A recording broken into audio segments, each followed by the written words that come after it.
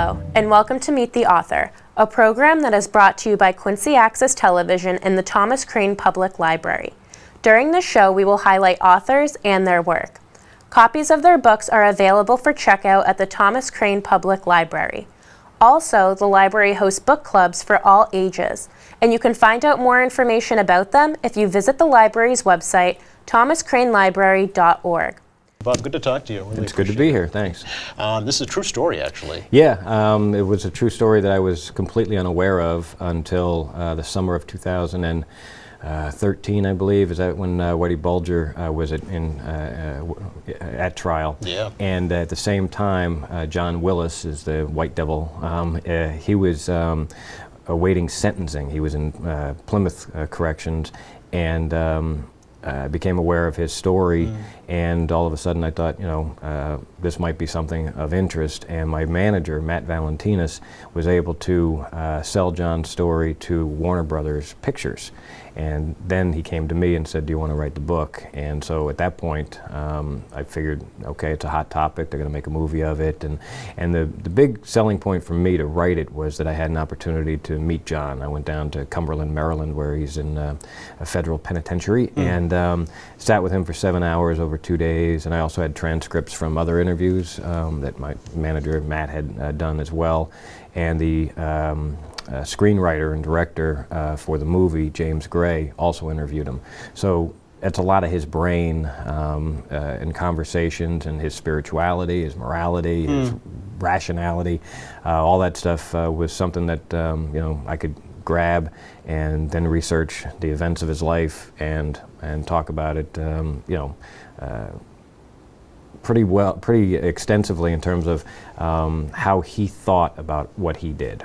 Why do you think he agreed to talk to you about his story? Yeah, I think he's got a pretty good ego, and he likes his story. All right. And he also, the book's title is White Devil. He doesn't like the title, and maybe he wanted to clarify that, because his nickname within the Asian community was Bak Goi, and that's spelled B-A-C and G-A-U-I. And it literally means white ghost. And I think John would like it to mean white dragon, which is more power. And you can, put different words to it, because the Chinese don't have a word for devil. Okay. So the FBI took Bak Goi and made it White Devil. And then he was written about, and there are newspaper accounts where he's the White Devil. And he does not think of himself as a devil. He thinks of himself as a hero in his own story, because he was orphaned early. His father left when he was about 3 years old. His mother died when he was 15. So he's basically living on his own in Dorchester, and doesn't really have a way out or means, and this is his version of it, because he certainly could have continued his high school education or gotten a GED at some point, or become an electrician or something. Choices, right? Yeah, he had plenty of choices, but he thinks he had one. Okay. And so, and then he excelled at it. So when he joined the Asian gang, he became powerful, and then when he sold drugs really well in his mind. And why the Asian gang? Why not the Winter Hill gang? That's a little bit of just serendipity or happenstance, because he got a job as a bouncer at the age of 16, lying about his age, in Kenmore Square, and they had Asian nights. 1 or 2 nights during the week. It would be Asian night. Okay. And so one night he helped a guy named Wo Ping Joe out of a scrape, and Wo Ping Joe gives him a business card basically with a phone number on it, and says, if you ever need anything, give me a call. So John's particularly desperate one night, and he goes to a phone booth off of Federal Furnace and calls, and Wo Ping Joe answers, and about 10 minutes later, 2 cars show up with about 10 Asian guys in it. They bring him to a house in Randolph, and that night he eats with the family, and there's mothers and children and gang members all in one house. And the next day, he's in Chinatown being initiated into the gang, or welcomed into it. There was no initiation ceremony, but because Wo Ping Joe owed him a favor, the whole gang owed him a favor. They give him clothes, food, and then he starts working with them. So Okay. all of a sudden he's in an Asian gang. Then he's that anomaly, you know, and he's, you know, it's interesting This to white see kid from Dorchester, the big, right? strong white kid walking around with all the Asian guys. And he did eventually, within a short period of time, learn to speak Chinese. And so now all of a sudden he can kind of move within those circles very well. And because of a lot of different things that happened at the top of the gang with power struggles, John ended up basically sitting at the right hand of the leader of the Ping An gang back in the late 90s, early 90s, and so now he's one of the most powerful men in Chinatown. Wow. Now, does the book actually detail his rise through the ranks? Yes, Okay. that wasn't initially my intent, but Yeah. it sort of was necessary to go through to chronicle the power struggles, and there were murders, and there were people. Because one guy named Sky Dragon, his real name is Stephen Tse, T-S-E. He was the head of the Ping An, but he escaped to China when he was under indictment, and that left a vacancy at the top. And so there were a handful of people who thought that they should be the leaders, and they knocked each other out. Power struggle, yeah. And so, so John ended up the second most powerful man in Chinatown because his boss ended up the most powerful, Yep. really by accident. You know, while everybody else was killing each other, Right. Bai Ming ended up at the top, and John worked for him. Okay. Does the book talk about his takedown, his eventual arrest? Yes, and so that's it's interesting. Yeah, you're following the book right along because after we go through how he ended up near the top in Chinatown, his boss didn't want him to sell drugs, but he went to jail a couple of times, and each time he came out, he had made new connections to sell drugs. That's apparently what's happening in our jails. In jails, yeah, And right, yeah. so, and the last time he came out, he had new connections for oxycodone with the pill mills in Florida, and a lot of people could go in and just, you know, with the fake prescriptions, get drugs. And so he basically bought them for $4 a pill and sold them up on Cape Cod and other parts of Massachusetts for $15 to $20 a pill. And it really didn't take him very long to have millions of dollars and many safes in his house that had $80,000 in each one, things like that. So that's how he ultimately was taken down, as the FBI followed him for about a year and a half. Okay. And they never found him with pills, and that's one of John's problems with his arrest. They always found him with lots of money that he couldn't account for. Then they had pills that were supposedly traceable back to John, and once they really put pressure on his girlfriend, An Nguyen, for witness tampering, John finally, you know, pled guilty and accepted a 20-year sentence, and he's been in for a little over 2 so far. Okay. So what was he actually convicted on? Not murder. Selling drugs, conspiracy to sell drugs, and threatening to harm someone, Okay. whatever that official charge was. Yeah. Okay. Interesting. But has he ever murdered anybody? I asked him that very question, and I thought that was interesting because he said he couldn't answer me. And I did tell him, I said, you know, well, if you asked me if I've ever killed anybody, I could answer it because it's a flat out no. And he just kind of smiled, like, you know, wryly, I think the right word might be. And, but I don't know that he couldn't answer me because he's killed somebody or if he just wanted me to think that maybe he had. Okay. I don't see a killer in him. Really? You know, Okay. I see somebody who was involved in shootouts, who had people die next to him, who would have been killed more than 2 or 3 times when somebody like was shooting at him. One time the gun locked, and you know, from point blank, and John escaped that one. Other times he was ducking around corners and things. So he was involved in shootouts. So, Okay. I mean, he could have killed somebody during those, but I don't see the guy who, like, you know, does a hit, you know, Okay, and walks all up right. behind someone. He doesn't want to fight, and basically says, if I have to hurt you, that's because of what you did. Okay. You know, He just wants to make money. Yes, Sounds like. Yeah. really, yeah. He Yeah. thinks, and that's how he sees drugs. Okay. He doesn't see the drugs with the harm that it does to other people. He's not concerned. There's no remorse or regret for any lives he might have cost by selling drugs, because he thinks he's a businessman. And Yeah. he says, you know, if I were selling widgets, I'd be really good at selling widgets. And he thinks that people who take drugs, John did not take drugs, according to John, But he thinks that people who do are weak, and it's their that's on them. It's Okay. nothing he's doing. He's just selling the He's drugs. just filling a need, basically. And so there's a lot of that, he's rationalizing a lot of illegal behavior. Yep. He'll admit to you that he committed crimes, but he doesn't know that he did anything wrong. Okay. What What do you hope to achieve by the book? What do you want folks to take away from it, Bob? Well, there's two different answers to that, I think, because I think John wants people to take away from it that he's not a bad person, that he's spiritual, that he believes in God, he believes he's going to heaven, that he did what he had to do to survive, and he did it very well, and so God has blessed him with many gifts and those types of things.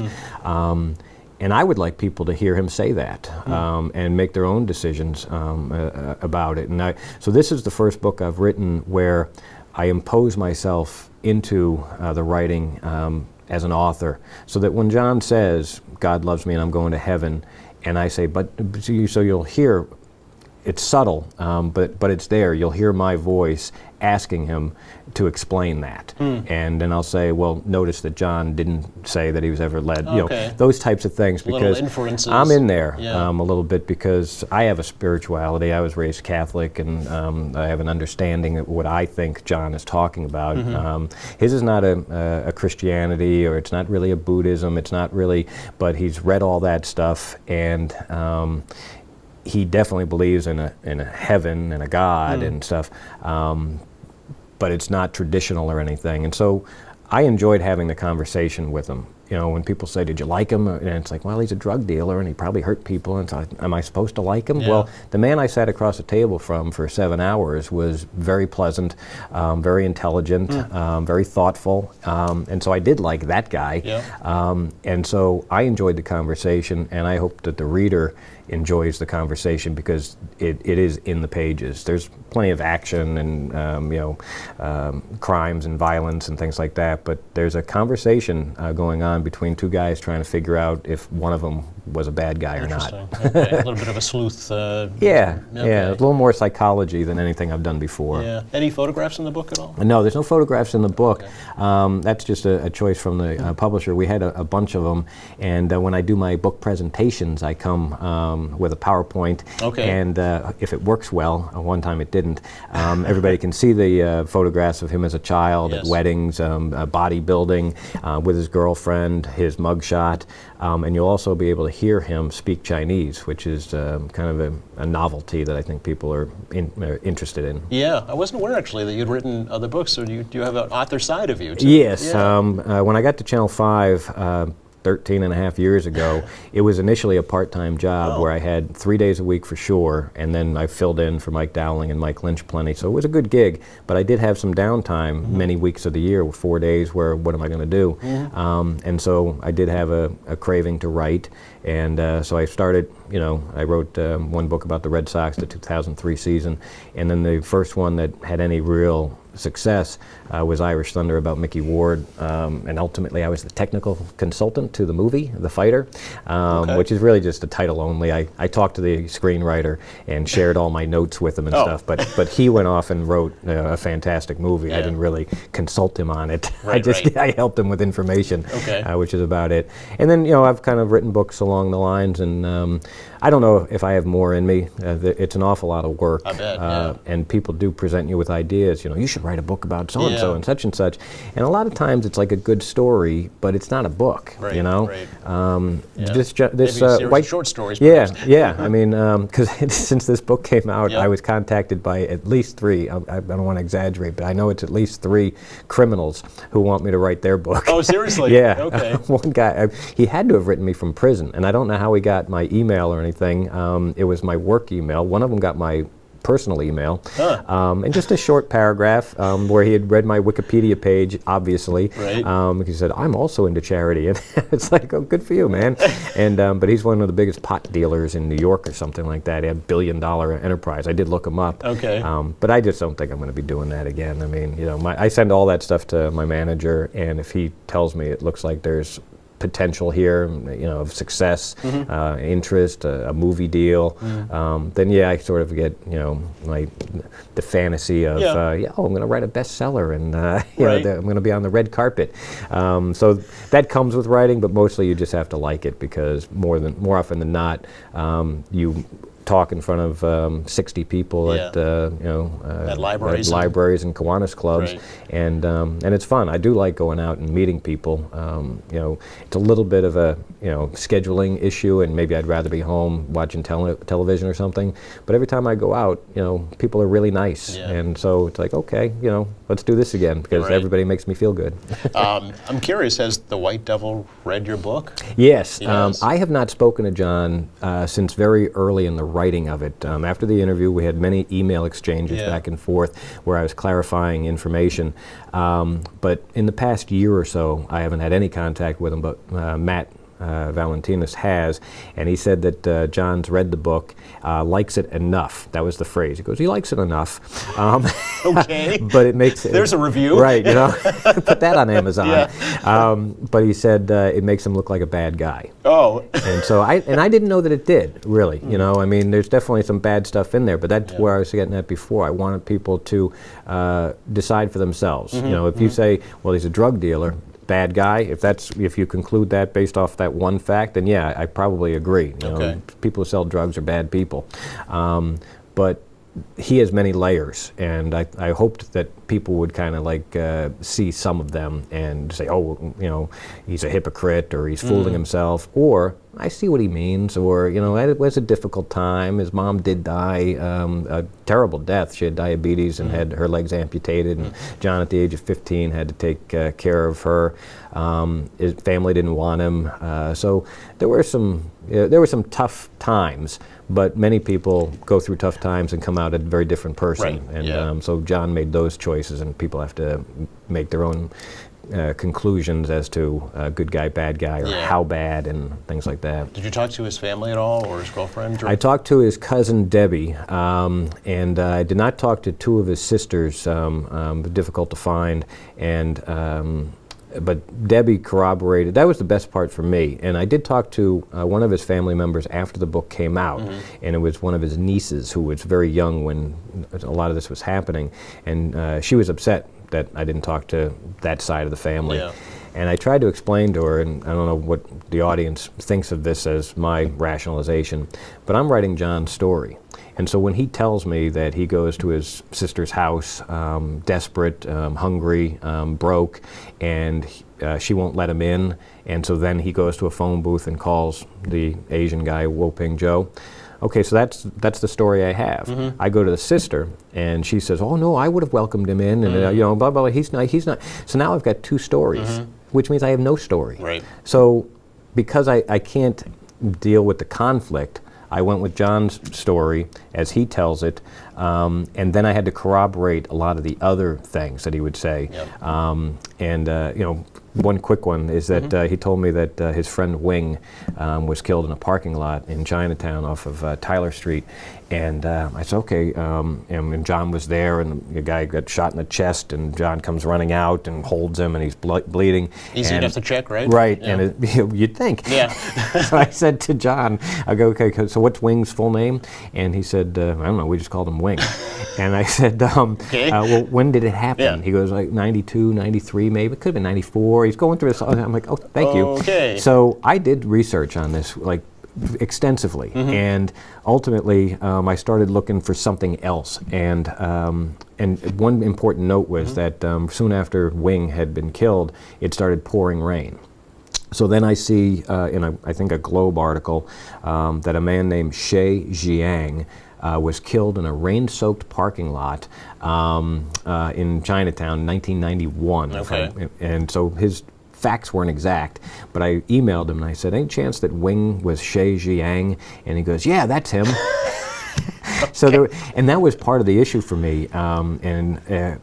Like his boss's name, he said he called him Ming all the time, and I settled in the book on Bai Ming, B-A-I, which I think literally means crippled Ming, because he walked with a limp because back in Vietnam he had stepped on a grenade.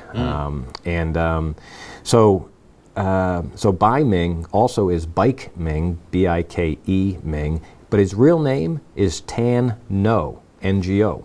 So when I'm finding newspaper articles, or I'm looking at affidavits, or I'm looking in the court records, it could be any one of those three names showing up. Right. So in order to corroborate everything he had to say, I had to search all different things. But for the reader, I did just pick one name and went with that. How long did it take you to write this book, actually? It was, generally speaking, all the books have been about the same, where I do research for 3 to 6 months, and then I write in 3 to 6 months. Oh, okay.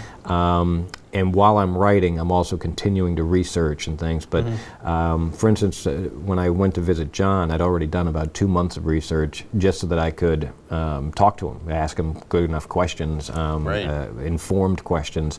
And then when I was done with him, I had to do some of that corroborating.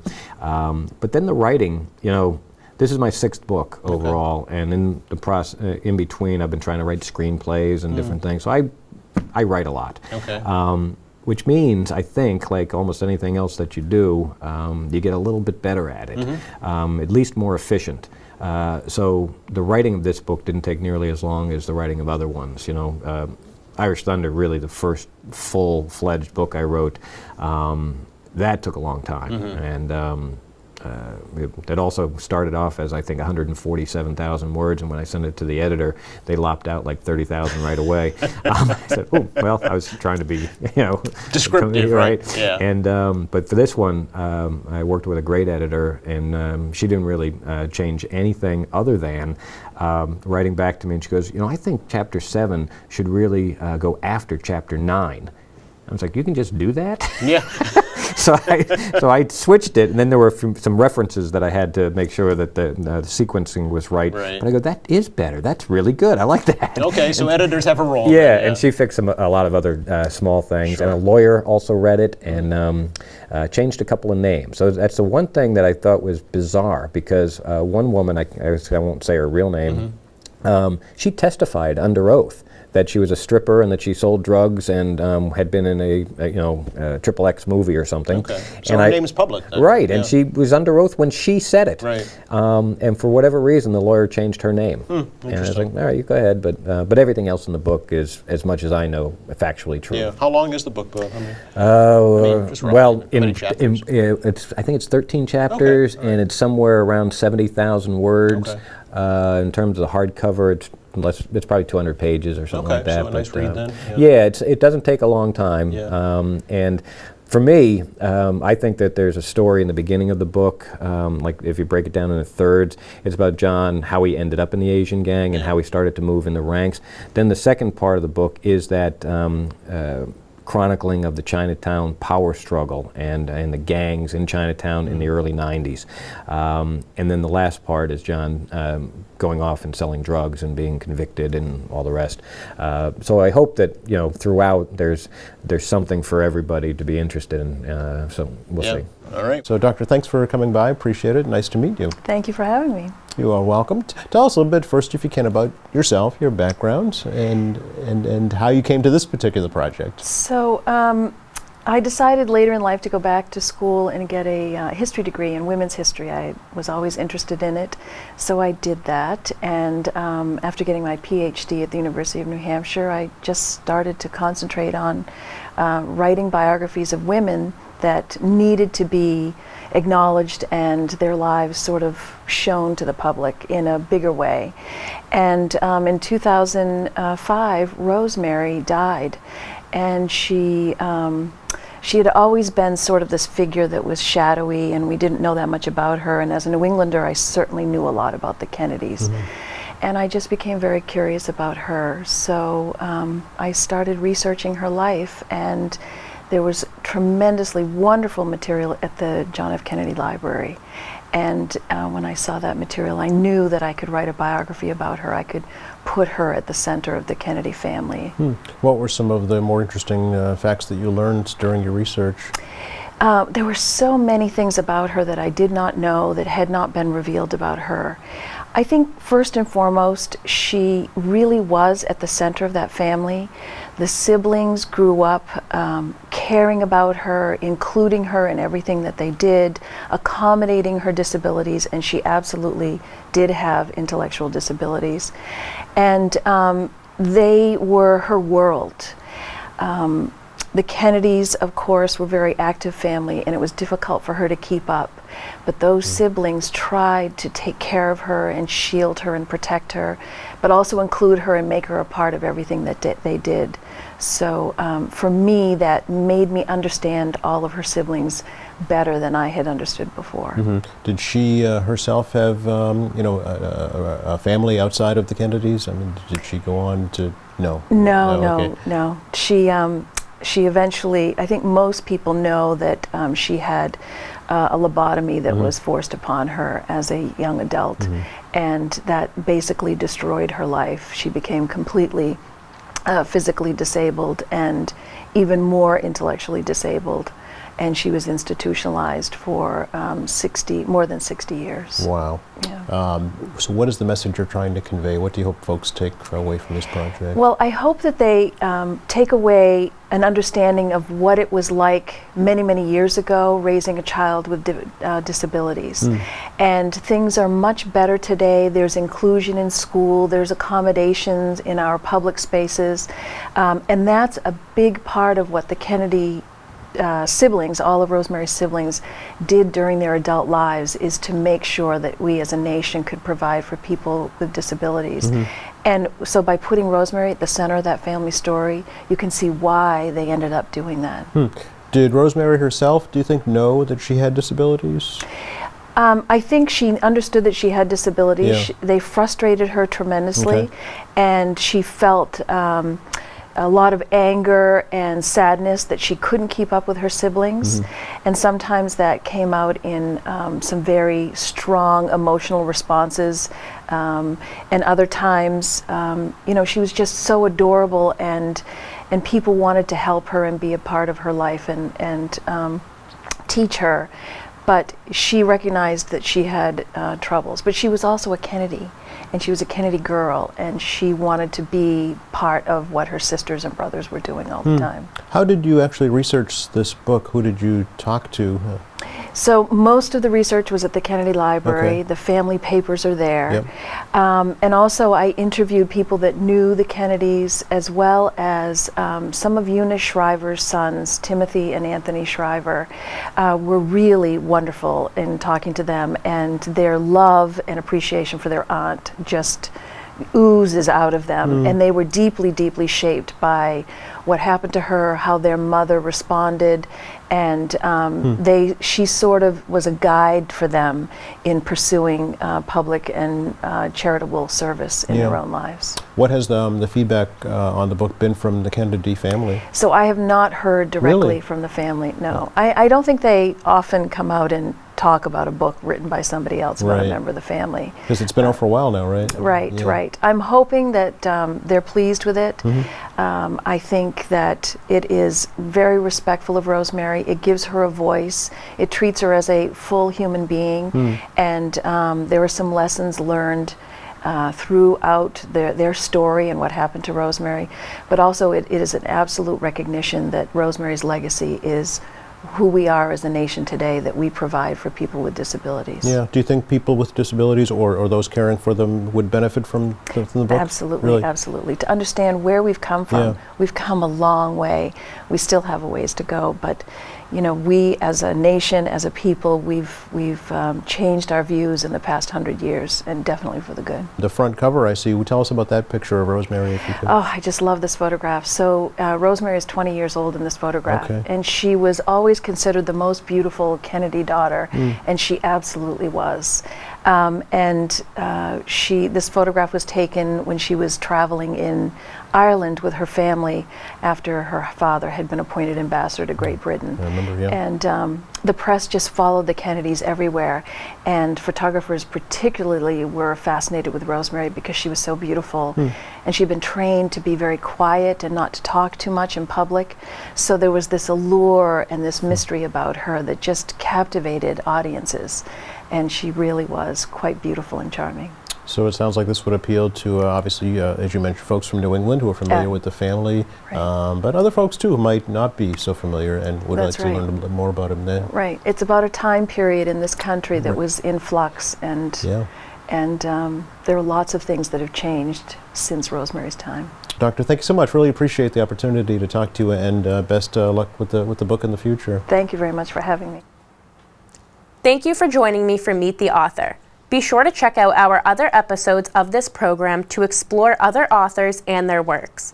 For more information about library programs and services, visit the Thomas Crane Public Library's website, thomascranelibrary.org, or call them at 617-376-1316.